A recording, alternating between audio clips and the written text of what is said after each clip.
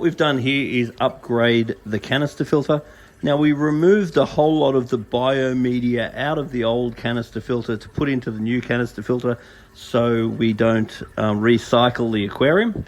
And I am going to advise that water tests are done on a semi-regular basis, probably at least once or twice a week for a period of time, because we need to be monitoring the ammonia and nitrite in particular at the moment. So basically, as far as this one's concerned, I've just installed it. You need to make sure that it's full of water before you turn it on. Now, these Aqua canisters are absolutely amazing. And the way that you make sure that it's full of water is start off empty. Then I will actually just have both of those in the off position. I'll then pull the one that says in, and the one that says in is that one. It'll say in on it. I'll pull that out. There's a little thing that I'll just give a suck on. There is a primer. I don't like primers. I never use them. So providing that the canister is empty of water, and I'll normally make sure the outlet line is empty of water as well. Then I will put it in position, have the outlet in position. I'll then switch it.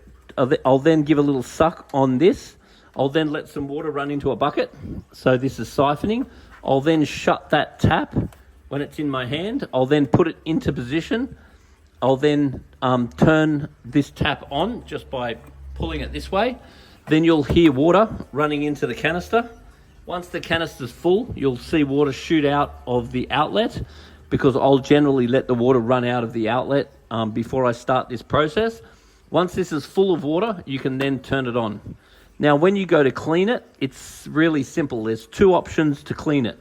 One is you turn off the power. I would then shut both of these. You then can open the latch here and the latch there.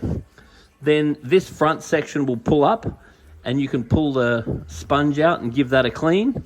You are free to open the large, because there's the large clips and there's also the small clip. So if you need to, you can open the two side large clips. You then, I can just show you how to do this. So let me just show you how to do it. So if we just shut that, then we're just going to turn this to shut, turn that to shut. Apparently you don't even need to do that. You can actually do it while it's running. Not that I would do that, but then we just open that up. Open that up.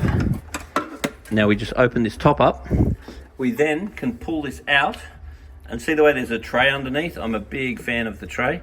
You then can give that sponge a clean.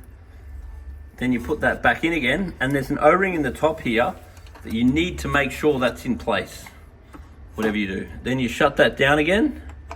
Then you just shut that, shut that, shut that, shut that, and that's the primary pre-filter of this canister.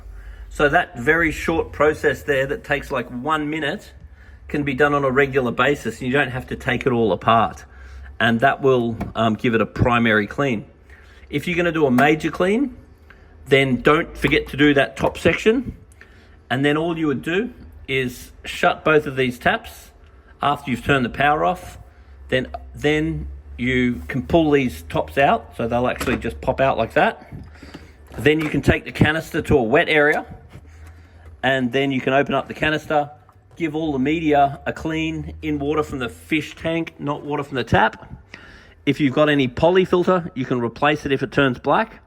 I love polyfilter. I'd consider putting some in there if you ever need to. And if you have any activated carbon, if your water's discolored, you could replace that. I want to replace that every 1 to 2 months. I'll clean the rest in water from the fish tank, not water from the tap.